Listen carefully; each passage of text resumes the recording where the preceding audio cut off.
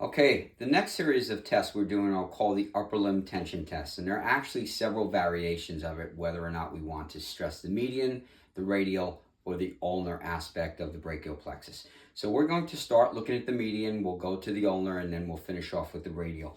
And you perform the test as such. What I'm going to do is I'm going to take his shoulder and I'm going to pull it down and create a little bit of scapular depression.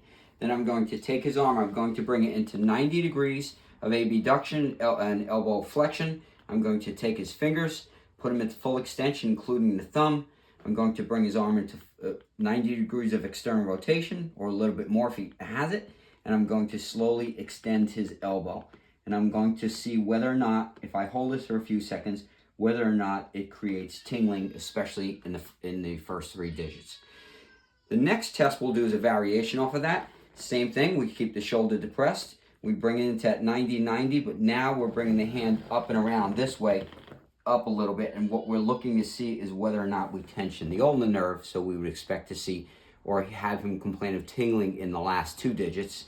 And then the final variation would be to test the radial nerve. Again, start with depression, bring his arm into full internal rotation with wrist flexion and finger flexion.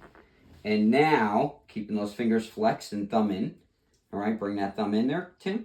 And what we're going to do is bring the arm again into full extension and see whether or not it causes tingling in the first 3 digits, especially more on the dorsal aspect.